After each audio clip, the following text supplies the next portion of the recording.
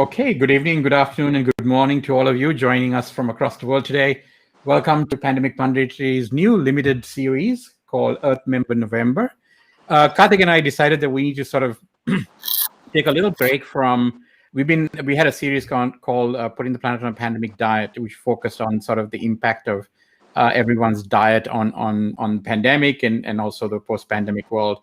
And what we realized is that during this lockdown, when everybody was sort of forced to be indoors, the skies cleared, the rivers ran clear, and the ocean life returned, and the air was breathable again. And it was really evident that to everybody that there was a huge impact of human activity on the climate, and the climate crisis has not gone away. It's still here with us, and we're still facing that existential threat to us. So we're delighted today to really an honor to have Manuela Barron, the founder of Girl Gone Green, Stefano Funari, founder of I Was a Sari, and Savera Veerasinghe, founder Anantha Sustainable. So welcome to Pandemic Punditry, Manuela, Savera, and Stefano. Thank you. So just to sort of kick things off, if I may, ask both Manuela, Savera, and Stefano, basically in that order. Was there a particular incident or moment or story that inspired and motivated you to found the companies or the movements that you have given birth to? And so, Manuela, if you don't mind going first. Yeah. So when I was in college, I started traveling a lot more. I had never had that opportunity. And so I noticed that no matter where I was in the world, I kept seeing litter. And so you could be, in the streets of Europe and it was like the cigarette butts, or you go to another country and it's the saran wrap, and no matter where I went. And then I actually ended up in Southeast Asia in Vietnam. And I ended up with this river that was completely full of trash. And what was really eye-opening is that the trash that was in this river wasn't from Vietnam.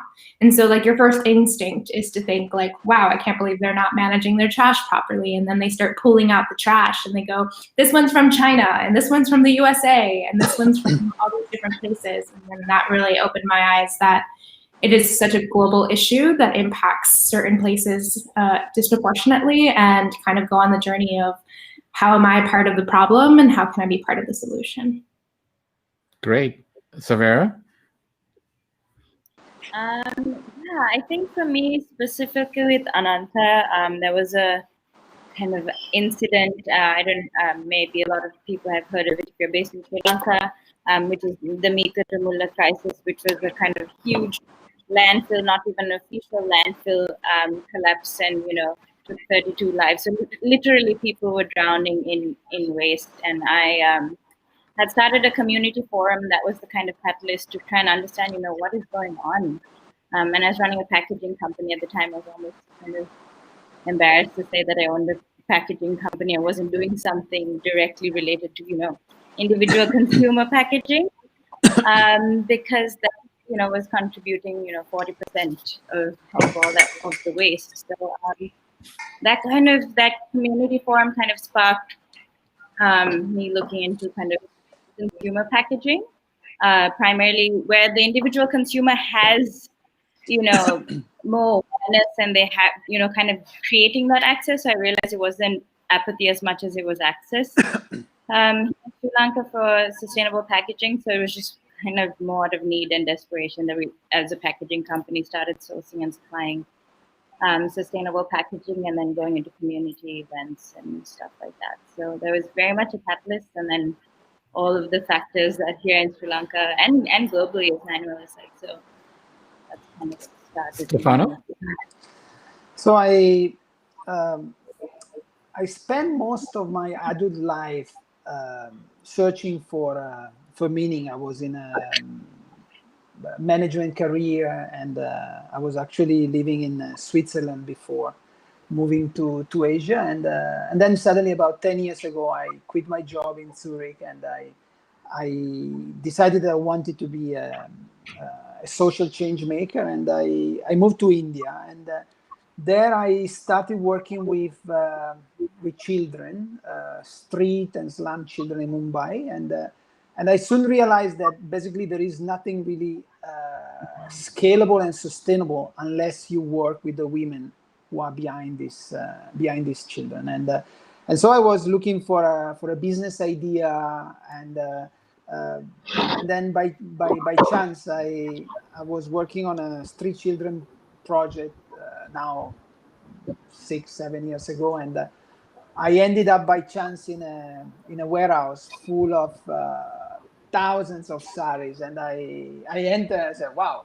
And I said, "There is something here," and then things happen. So. Saw the magic in the saris. Yeah. So I don't know, Manuela, whether we are familiar with the concept of a sari. It's a 22 yards of that most people in South Asia wears, women wears a sort of a dress outfit. It's a beautiful piece of cloth usually. Karthika? Yeah, so I was really interested to find out when I was going through each of your profiles, did the sort of business acumen come first, or did the activism come first? And Manuela, if you can kick us off.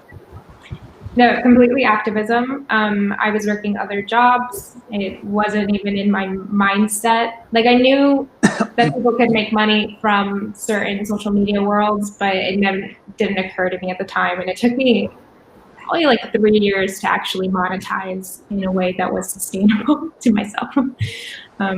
So no, it was fully passion driven. So Karthika, maybe you can show some of the stuff I was that actually thinking Manuela does on Instagram. So Manuela, you sort of created you're an influencer, right? So the Girl Gone Green. So you've sort of taken various perspectives on fashion, on waste. Tell us a little bit about sort of what you do via Instagram, in how you wield that influence. Yeah, so I actually started. I was giving a TEDx talk at my university when I was 19, and I finished the event, and I had so many questions. People were like, "Well, what do you do about shampoo?" Because I did it predominantly on zero waste, and I just had so many questions, and so I started answering them on my Instagram that probably had like 300 followers, and I was just trying to do my best. And then from there, I realized I didn't have time. I was a full-time student. I was working full-time, not related to sustainability. And so I started making YouTube videos. I started just making a YouTube video answering like a question, like how do you deal with friends and not liking when you change your lifestyle, and then how to reduce your waste in this way. And then I just started picking up from there. And throughout the years, it's been a pivot. I've pivoted more into art on Instagram, a little bit more same like educational content on YouTube, and then kind of just finding what my voice is within it, because there is a lot of noise online and there are a lot of bad influences. And so my goal has always been to try to be a good role model, a good positive influence. And oftentimes you don't see that too much on social media. And so that is something that is a little bit out there, but it's definitely led me to different opportunities and to be able to create things that I'm really interested in. And art, as you see on the screen, it's been really fun to do. Yeah, and I mean, certainly you're very creative. So do you consider yourself a sort of a performance artist as well, in addition to being a sort of an influencer and actor? It took me about a year to embrace being an artist. Okay. Because I think you assume that to be an artist, you have to go to art school and to have all this resources. And it took me a fair bit to be able to say, hey, I'm an artist, and pitch my work and say, hey, I make art. Will you pay for my art? And negotiating those systems. But with everything, there's a little bit of imposter syndrome. So. True. If I was to ask you, Stefano, so I'm just changing up the order a little bit. So when you started, I was a sari, and maybe Karthika, we can show some of the stuff that Stefano is doing as well, so our viewers get the benefit of that. I know you saw all these thousands of saris. How did you decide to sort of, what was the ethos behind or the thinking behind upcycling this is a fashion thing? If I answer your question, was the trigger business or activism? I would say business with purpose, in the sense that we are a zero dividend company, so we don't distribute profit, but we, from day one, we are very much focused on being also financially sustainable. So for me, the big challenge from the beginning was to really find a way to create a sustainable business, able to really engage, in our case, artisans coming from disadvantaged communities, but at the same time, running a business. We are not a charity. We don't want absolutely to be seen as such. We are a company. We compete in the market, and if you are good or better than our competitors, we succeed. So that was for me really from the beginning the angle we took, and basically what we want to prove is that it is possible to run a business and be profitable, be financially sustainable, and at the same time to do care about the social aspect and to do care about the environment. So yeah, that is the angle that we have taken from day one. I must say that I was probably more bullish at the beginning. I wanted really to run a company able to be completely independent financially, and then along the way I realized that only by growing organically it was taking too long. And so now we very much welcome collaboration with also other organization partners that can help us to scale faster, but never compromising on our goals and our values. So we'll come back to the sort of relationship and partnership we have with Gucci, which is, I mean, we want to unpack that a little bit. Savera and Kartika was, so you were in the packaging business. You had this sort of monumental disaster of this whole garbage mountain collapsing, killing all these people, which sort of, prompted you to, take stock of, kind of your contribution to packaging. And then you've come up with this sort of, highly compostable, very sustainable packaging mostly for consumers, I assume, but also now I think you've got a sort of you're working with corporates as well on that. So what is this, what is the raw material that you're using, and do you have to sort of create your own equipment or technology to be able to do this?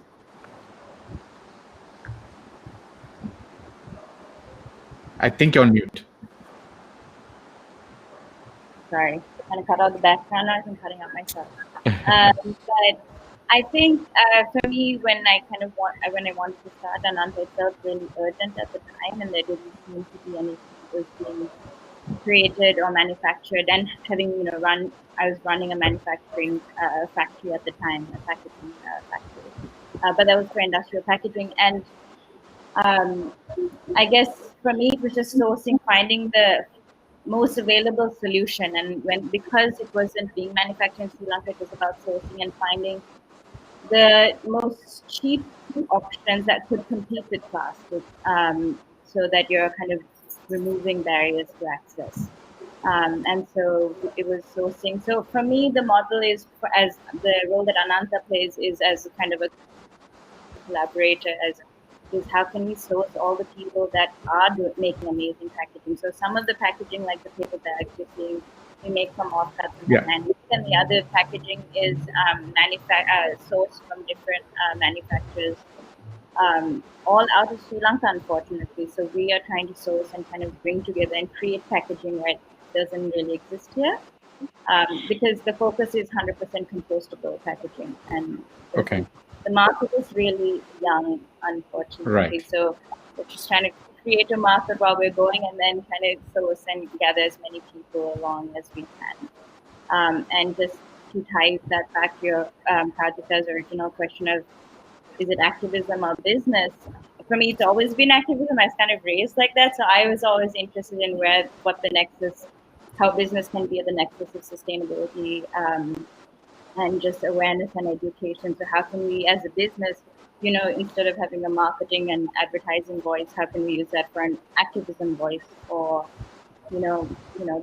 traditional, instead of competitors, you have collaborators. So it's always been activism, but what I studied and where my interest has been is how can we draw that into the kind of DNA of any business, whether it be a startup or the factory that I was running, and then trying to kind of, I think social enterprises are the future, and if we want to transition to a better economy that values not just profit maximization and distribution between its shareholders, I think impact, environmental and social impact has to be very much embedded in how we do business.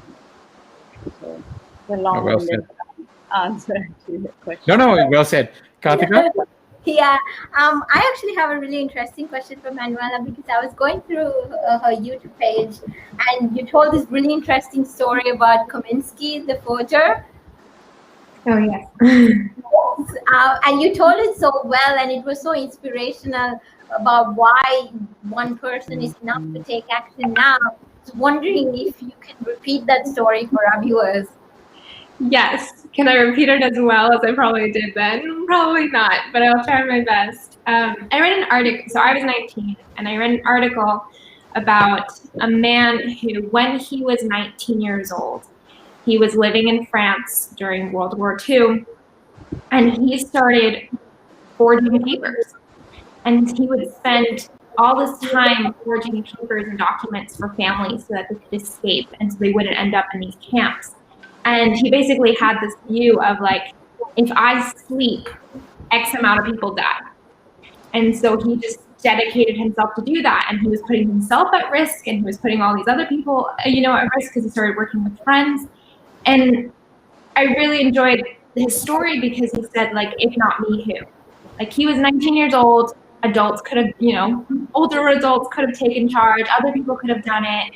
But he did it, and he ended up saving, I don't remember how many lives, but like thousands of lives, and he ended up dedicating his entire life to forging papers in different wars. He went to Algeria, he went to all of these different places to help people escape their situation. And it was one of those moments that we often think that someone else is going to come and fix things. We think that the government is, or like your knight in shining armor is going to come and just make everything better. And knowing that, like, no one is coming, and you have the power of being that someone in whatever capacity that might be. It might not be to the extreme of like not sleeping for a few weeks to make papers, but we all have the ability to do something. Well said. That was a decent enough and fair enough recounting of the same story without prior warning. I think that you did a fabulous job, Manuela. So, I mean, just a question for everybody. Do you believe that, social media is the 21st century equivalent of, physical places like Trafalgar Square or Tahrir Square or Tiananmen Square or the National Mall in Washington, D.C., where the new sort of activism and consciousness is sort of raised. More people are getting awoke because of people like you using social media to talk about things like climate change or marginalized people or any number of subjects that sort of make people self-aware and more conscious consumers. Or do you think that it's those places still are part of the sort of the activism, that you still need to go to Trafalgar Square and make your point, or to the National Mall, or can you make it on sort of social media and have the same impact virtually? Just anybody who wants to opine on that, sort of no right or wrong answer on that. Okay, it's not It's not an easy one. I think that you can have even bigger impact, no doubt. I'm not sure that you can have the same fun by running everything on or through social media. But clearly, it's an amazing opportunity. It's just how you use it. I really like to believe that we will be able to keep an hybrid model where there will be moments where people will interact and there will be still an exchange face to face, and then other things will happen online. But I mean, I think that it's really it doesn't need to be discussed, the fact that the platforms we have today can really help to scale any topic, any cause. True. Massively, yeah. Anybody else? I think we're seeing it with the pandemic. Yeah, I think we're seeing it with the pandemic that so much has changed and shifted to technology. But at the end of the day, I think we all still crave connection and human connection, and that's something that you cannot replicate easily online. But it is the future. I think, like Stefano said, like there is like a place for like a hybrid. No, I agree. It was just, Karthik and I just found it sort of kind of an observationally interesting. We found a lot of activists, that are doing a lot of fabulous things. We're going to feature somebody on Friday and someone on Saturday as well. But a lot of these people exist mainly in social media. They got a significantly large following. They have great impact on a particular generation of people who live their lives mostly in social media. So I'm definitely not one of them. My wife says I'm always on social media, but not comparatively speaking, right?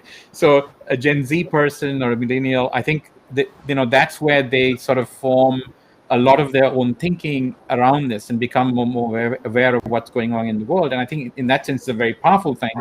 And I see, incredible amount of young people across the globe, using social media to create, what, people like Savera and Stefano can sort of use as sort of conscious consumers who are like aware now of, hey, there are impacts to sort of the decisions individually we make around the clothes we buy and the goods, the things we use to package our goods. I think, not to discount the impact of social media on that. I think there's a whole generation, it seems, of people, activists turned entrepreneurs turned influencers, who seem to say a lot of interesting things about critical subjects on social media. That's why we want to get your thoughts on that one. Karthika?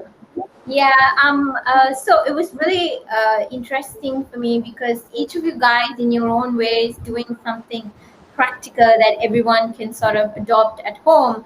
And I just wanted to understand, starting with Manuela, for example. I mean, I know you were talking a lot about, the use of tampons and menstrual cups and things like that. How can we take action now to help, adopt some of those practices, sustainable practices, like, for example, the menstrual cup? Yeah, I think it boils down to a lot of access. And so, especially in certain places of the world, there's not even access to period products. There's no education around it. There's a lot of shame around it. And so I think it'd be really easy for me to sit here and say, oh my God, we all just need to get a silicone menstrual cup instead of pads and tampons. But that was like Stefano's story of realizing unless you help the moms, you don't help the children. And so with something like that issue, it really comes into play of how can we remove the stigma of being able to have these conversations and to be able to talk about something that is typically taboo.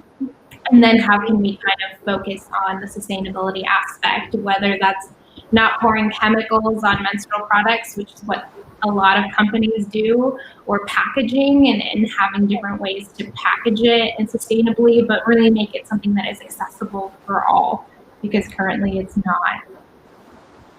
So I know we have a little bit less time with Stefano than Saverio and Manuela. So Stefano, how do you get a luxury fashion brand like Gucci to support you, and what support do they provide? And do you believe that other luxury fashion brands should support upcycle fashion? Yeah, we started our collaboration about 3 years ago, and I received a call, and you answer the phone, and there is a person say, I'm XYZ from Gucci, and you say, sorry, what did you say? Who are you? And then it turned out that they were looking for a partner in order to run a project that could become a sort of pilot role model in the area of women empowerment, social inclusion, and circularity, and which is exactly what we do. And we started really a very interesting journey together that I believe can really, and I really hope can inspire other large organizations, because at the end of the day, from their point of view, is part of their CSR. Okay, and CSR can be just giving away money, but they came with the intention of going beyond that, and that is where it became really interesting from the beginning. The first project we worked together is a project where basically in India, the main interest for Gucci and for most of the luxury brands is in the embroidery industry. So India is the capital of luxury embroidery, and it's an industry that is going through a lot of transformation, where there are a lot of social issues, and where women have been historically completely marginalized. Everywhere else in the world, embroidery is done by women. In India, it's done by men.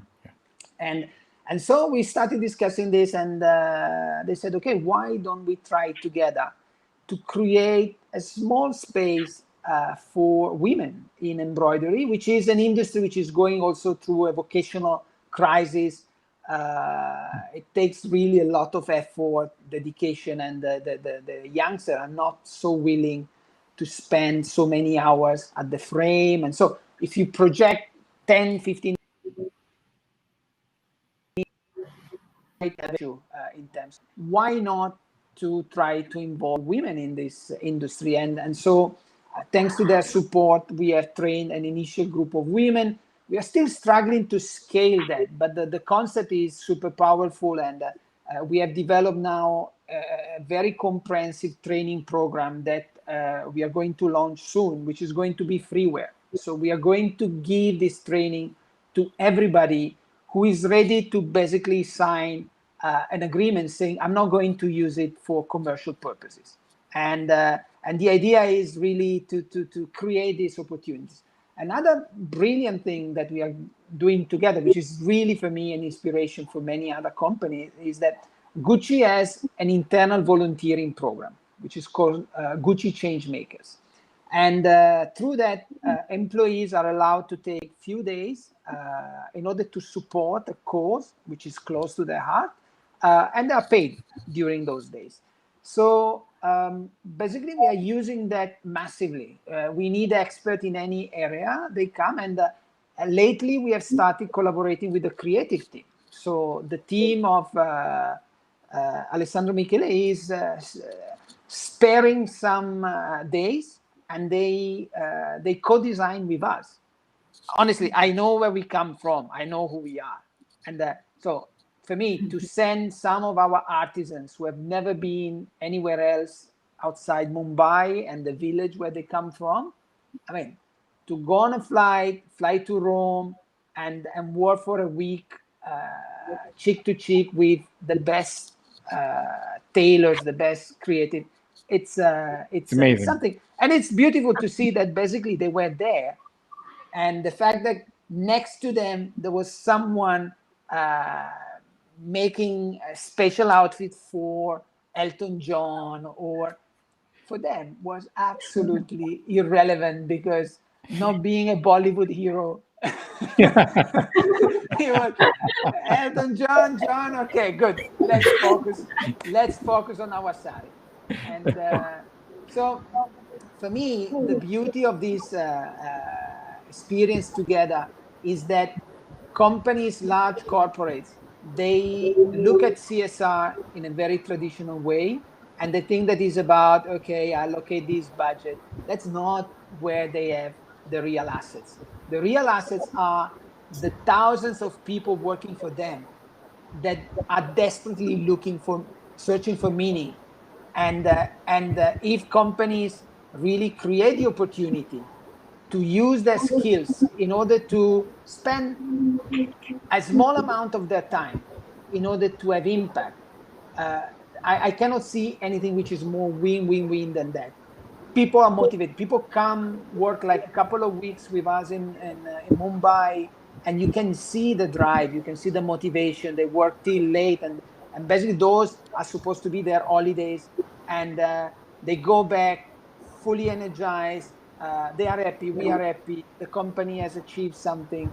So really, in that sense, I believe way to go. Brilliant. Awesome.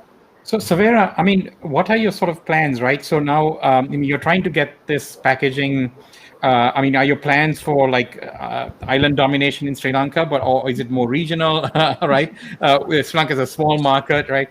But I mean, obviously, this is something that the country needs. I mean, I know that Sri Lanka is suffering through a lot of issues from an environmental perspective, everything from deforestation to overuse of plastic and everything else. I'm sure you know more of that than I do here sitting in Delhi. But Every time I'm reminded every day. so what are the plans, and how what are your sort of barriers to adoption? I mean, what is stopping people in Sri Lanka and elsewhere of saying adopting more sustainable compostable packaging, for example? I mean, what is stopping businesses from doing it? What are stopping consumers from adopting it? I mean, the global conversation around this, single-use plastic and just sustainability in general, has reached, huge population, but then the huge barrier, as I'm sure Stefano and Manuela would have experienced, is price. And especially in the region is, everyone, I mean, a lot of people, especially anyone who's signing into this, has seen, the just kind of heart-wrenching images of, whether it's the, ocean plastic or, the just wildlife,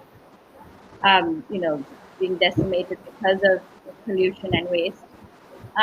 But the thing is, in the South Asian region, we have a really price-sensitive market. So as much as it's great and everyone is excited about it, I mean, especially during a pandemic or when the economy is just coming to a screeching halt in so many ways, it's really hard for anyone to justify. As much as we know, and there's this conversation that the fact that we haven't prioritized this has what has brought us here in the first place. When you're trying to keep your head afloat as a business, it's really, every rupee, every cent, every, cent from the dollar counts. So it is very much a price thing. The price is really the only barrier here. But I mean, I have hope in scale and, economies of scale someday quickly. And then I think that's to Manuela's point of just, you just have got to do it. And that's not to say there's so many amazing people doing it, but I think everyone has to take that step. So no plans of domination. I'm just trying to keep a flailing startup afloat. But I mean, I do think there's this, power of media, and Colombo and Sri Lanka is a small place. Sometimes almost too suffocatingly small. But I think there's also a great opportunity for that conversation and impact to take place. So I do feel like there's, hope in this kind of conversation, especially on media. But at the same time, that is really good to kind of expand the horizons of who takes that first step or dip your toes in this kind of concern and taking responsibility as a citizen. But I mean, I'm a huge believer of this human connection, and it is very much community and doing community participants, feeling other people beside you and thinking outside of yourself, and understanding that your impact is, it's or whatever you do is impacting someone else and not just yourself. So there's that power of human connection. So for me, it's in Sri Lanka as well, just trying to bring in communities into this, as opposed to just trying to like build from the rooftops of this is necessary. And so just working with communities that really feel it. They're on the front line. I was producing a documentary with community, fishing communities in all over the country, actually, from the Navy to temples, to just what the experience with waste, plastic, and sustainability is. So yeah, no plans of domination, but just definitely going to keep tapping, like getting the message out, and collaborating with as many people as possible, and kind of think very much we're all ready to transition, and I think it's about like growing that momentum for the movement and everyone's movement, just not just Stefano, you had something to say? Yeah, his hand up.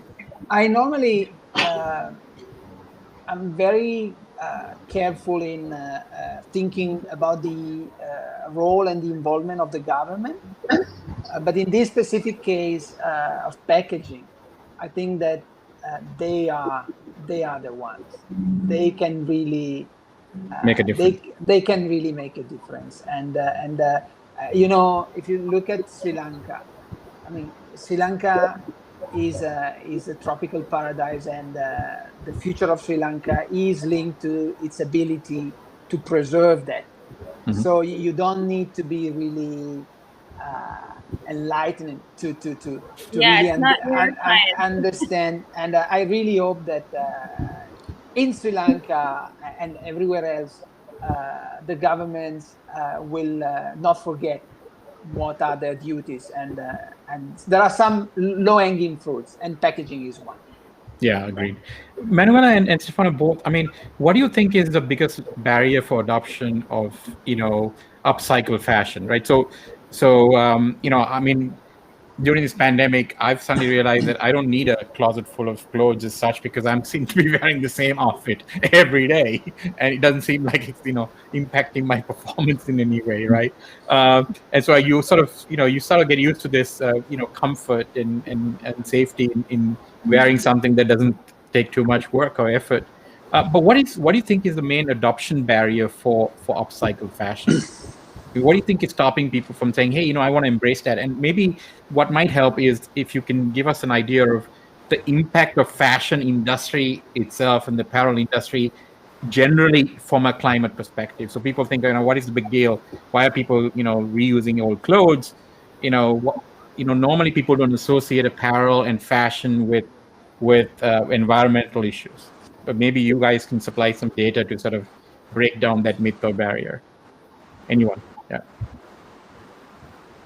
Manuela is an easy one. Do you want to take it? Yeah, I mean, it's just like from water to oil to transporting clothes to the waste that ends up with clothes. It is a beast. And there are, especially here in the US, the amount of clothes that is consumed by a regular human being is astronomical. You just see them, and like every few days they have a whole new wardrobe, and every few days they have another whole new wardrobe. And yeah, there's a lot that goes into it. Barrier-wise, I'm not sure. What do you think, Stefano? I think that in general, let's talk about sustainable fashion and not about upcycling, which is a niche. I think that the two main barriers is that fashion is about looking good. And so sustainable fashion needs to be desirable, needs to be cool. And that's the main barrier number two. The main barrier number one, sorry, and barrier number two is the cost. Affordability is another issue. So upcycling and what we do it's a small thing, but I like to think that we play a role in proving a concept. And once you prove the concept, then other can pick it up and take to the next level. Upcycling is limited. The scalability of upcycling is limited. Okay, I believe that recycling as a massive potential compared to, but the name of the game has to be that if you are in fashion, you cannot forget what fashion is about, and you cannot expect that even this story about Gen Z, millennials, so they are much more into conscious consumerism, and at the end of the day, they have big limitations in terms of budget. And if they can afford one outfit sustainable and five mainstream, what do you expect? What do you expect? At the end of the day, they will, unfortunately, if it's 1 to 5 or they will go in that direction. So I think that these are two main barriers. And what is true is that upcycling is more expensive than mainstream production, than linear production. We spend more time checking the quality than making the products. Okay, so to make it sustainable, and we are an affordable brand. To make it sustainable, we need to be able to justify a premium. Otherwise, if we work in a typical manufacturing cost plus markup, we are dead, because basically even the material.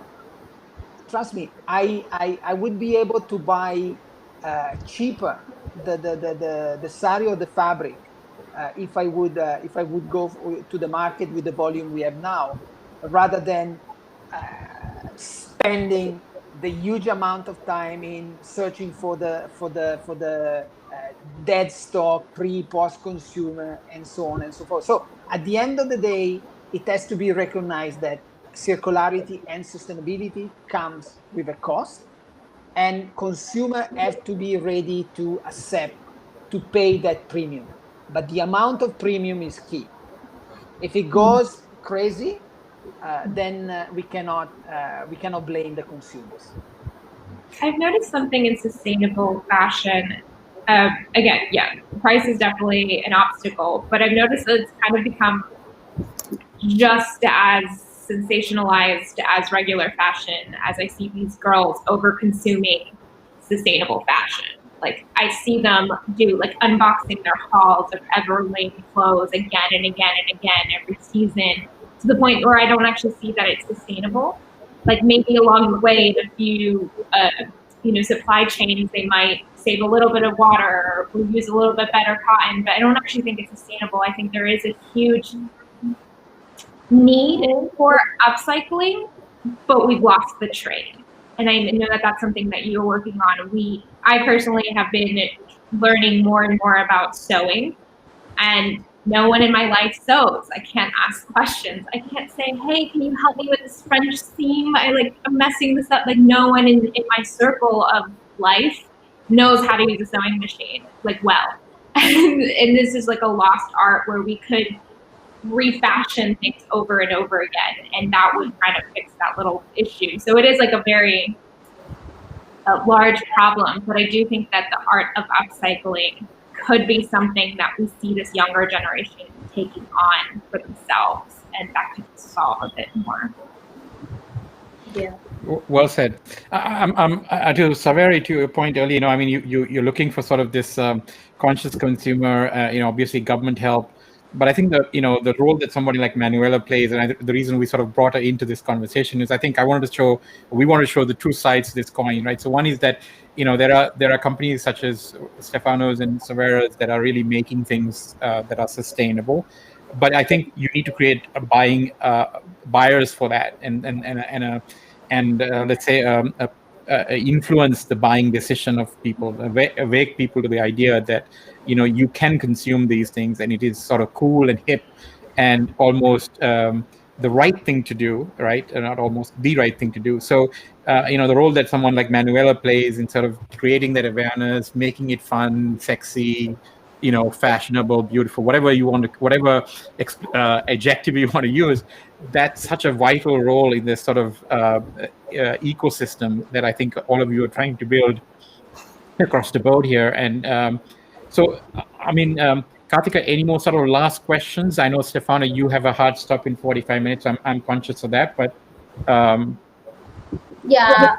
So the rest of the questions I actually just prepared for Savera and Manuela in case okay. Stefano. So whenever you feel comfortable, I want to leave, Stefano. You won't be insulting any one of us by doing so. So Thank you very much. I will leave in a couple of minutes. Okay, so appreciate your time. If you don't get to say goodbye before you do, for coming in and telling us your story. Really impressed with sort of your connections and works that you've done together in partnership with Gucci, and this whole story about you ticking off a number of boxes, everything from helping marginalize women and also climate impact from upcycling. So there's a lot of interesting boxes you tick off from your efforts. So first of all, thank you for that. So Savera, I mean, if you were to sort of, I know that you grew up in a household that was very much on the outdoors and wildlife and everything else. What do you think is the main problem in sort of sourcing? You said there were some issues of scalability in Sri Lanka, right? So is it the raw material that comes from outside? Is that the sort of a barrier to your efforts, or are there locally available material that you can use to sort of do this compostable packaging? I mean, Sri Lanka is rich with materials and sources, but unfortunately, because there is no kind of market demand for, if there's plastic packaging, which is a few cents, why would anyone, or that at least the question that's asked is, why would I pay 2.5 times that? And especially, I mean, you can tell someone to change, but the range of alternatives is limited, and the waste infrastructure. So someone invests in it, but where is it actually going, and what is happening to it? So I think we don't have enough of a market. It's still growing, and I think there are more and more small producers coming in. But for larger manufacturers, even if they try to introduce it in a small way, their existing customer base wants the cheapest thing that they can offer. So, for them, it's like we're trying to get it out there, but unless someone is doing that kind of marketing using their voice piece, and that's where the role of Manuel and Stefano for just making it sexy, and just a part of the conversation is really vital, because otherwise, what I'm seeing, the bigger the company gets, is the customer has the power. As much as we feel kind of disempowered, if you are tragically just a data point. Each consumer is kind of a data point on each company's kind of spreadsheet of where the demand is. Then we have to exercise that power, and I think so. It's the customer that has the power. So the more people that demand it, and the more people are aware, the more the bigger companies are kind of induced to change. Whereas it's the small social enterprises who just kind of wanted it from the beginning. So in terms of in Sri Lanka, it's sourcing it currently to just create a market for it, so that we can then bring in local producers who are doing the baskets and doing very small scale cottage industries, and say, hey, there's a demand. How can we bring people and create partnerships to create the huge gaping holes in the market, or try to bridge them, or attempt to at least. So that's, I think, where we are trying to put all of our energy for the next.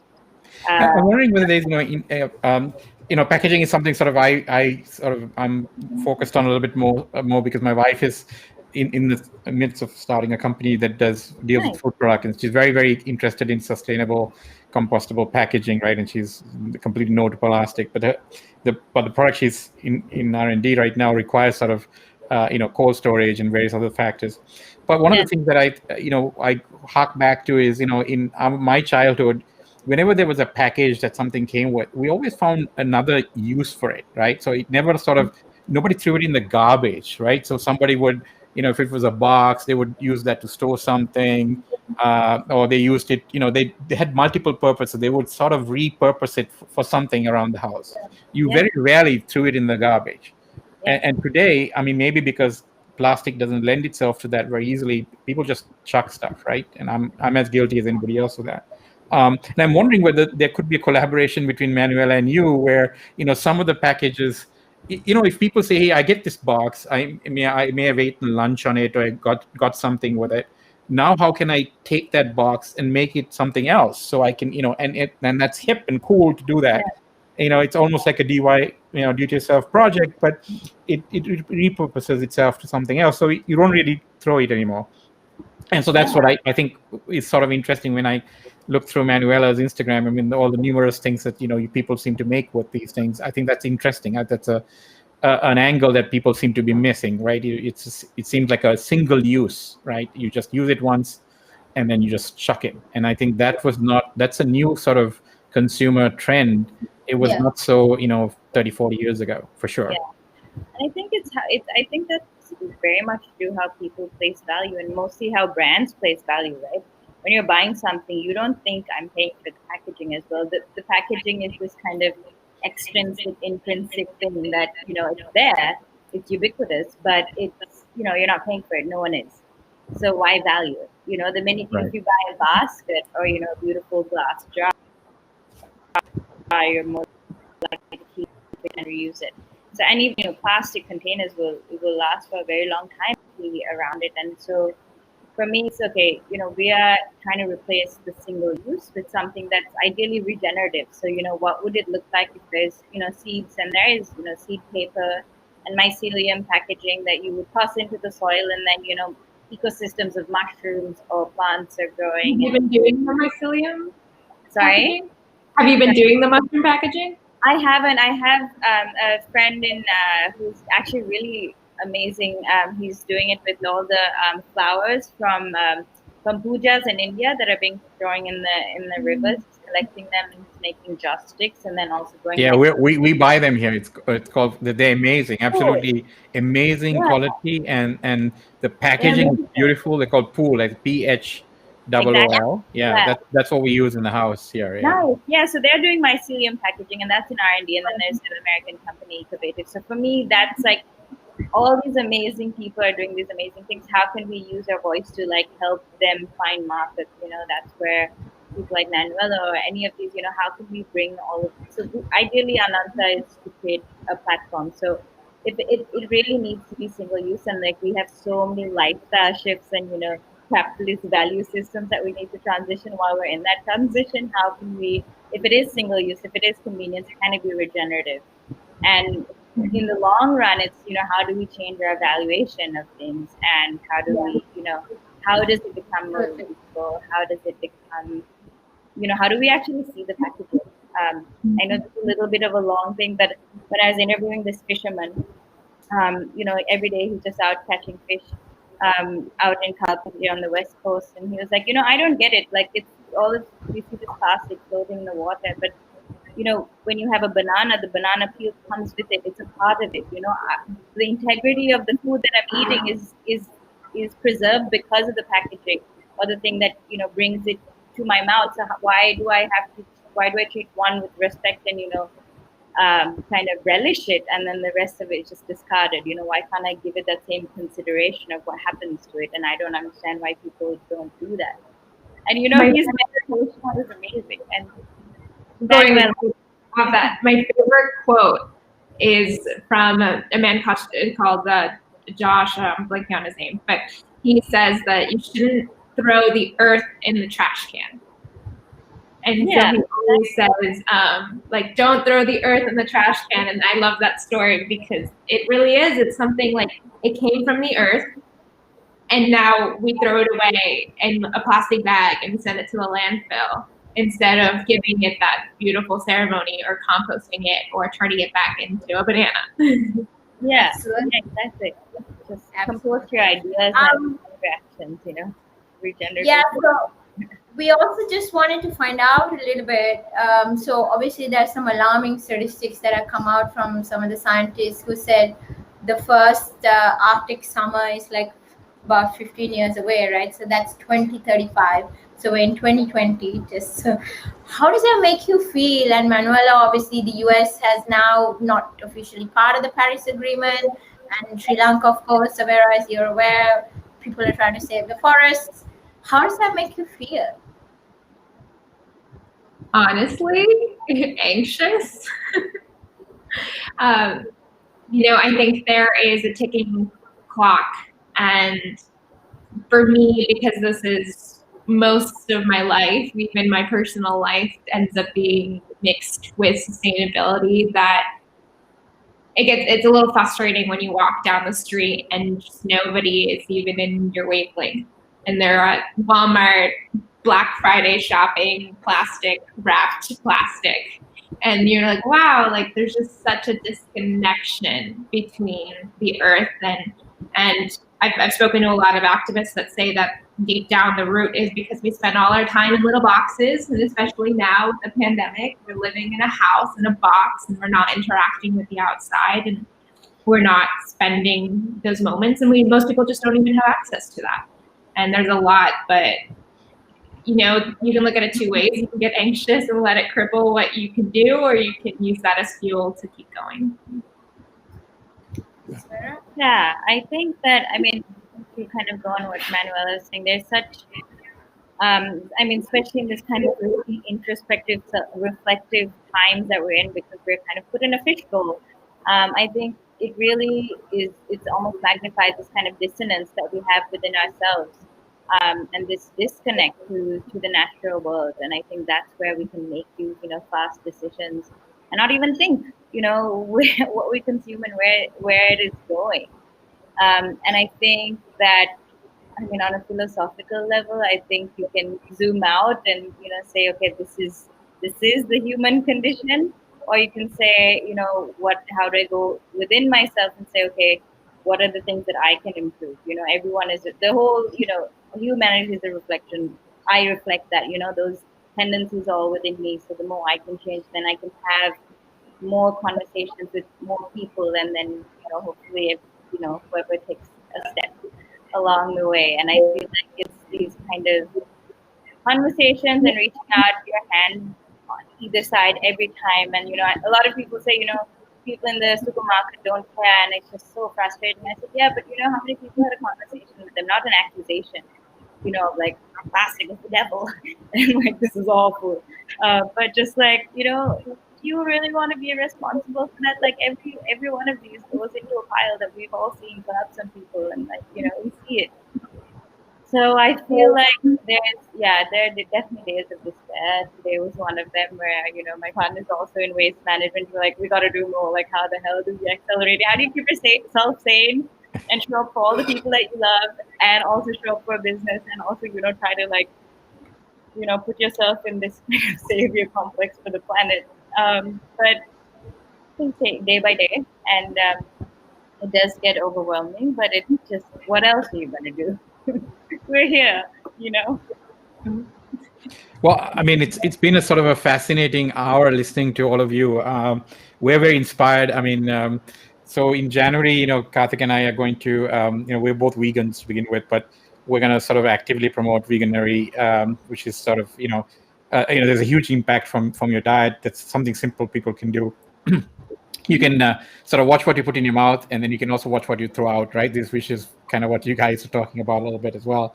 And then, of course, what you wear, right? So I think that, these are individual actions. And I think, while governments can have their place and role to play in this whole climate crisis, I think the time is such that we can't really wait, right? If Karthika's number is correct, in 15 years, that's not a very long time, but that flies so quickly.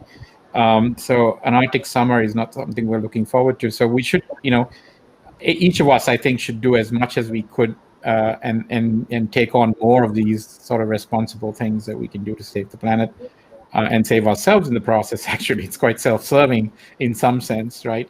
I think I made this comment earlier on shows. Karthik and I have had guests that sort of say, we will be the single species that said, "Oh, how did these guys go extinct?" Well, they just ate themselves out, right? or they created so much waste they just drowned in it, right?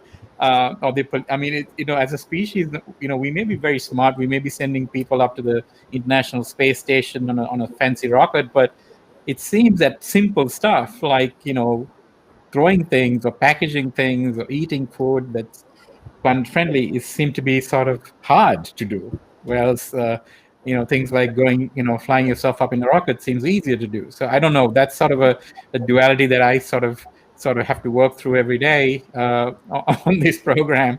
What happened, along the way.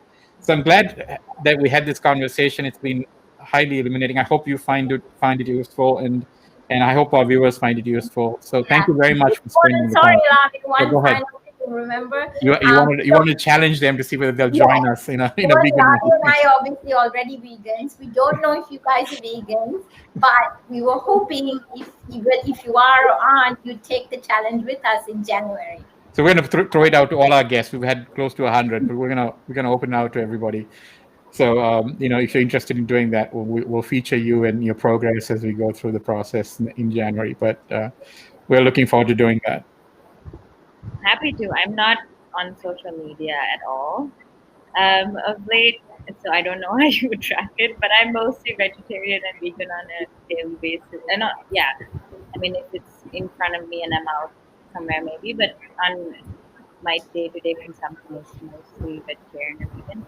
But I'm happy to take on the challenge. It's even much better. But I have no idea how you track it, so I just have to. Yeah, we'll provide all the tooling. So, send you some messages. We're working with Veganery and in worldwide, and as also we've got some sponsors lined up from various parts of the world who want to sort of promote that. But we're trying to give it a South Asia and Southeast Asia focus. So we're gonna challenge some celebrities to do that. Yeah, you're gonna be giving all the recipes. Yes, recipes definitely. And basically, we're going to try to make this as seamless as possible. Send me the info. I'm vegan, but my fiance is not. Okay. So I'd love to sign up and make some. The heart is through food. The key to someone's heart is through food. So send me the recipes. My wife converted me, 4 years ago to being fully vegan. So it's possible. It does exist. You can. It was a very slow, but I did take on the program. I'm very much on it now. So thank you very much for sharing your story. It's inspiring, and I'm wish you all the best, and anything we can do to help to spread the message, we're happy to do. And all the very best, and we'll be in touch. Thank you. Thank you so Take care. Have a great week. Bye. Bye.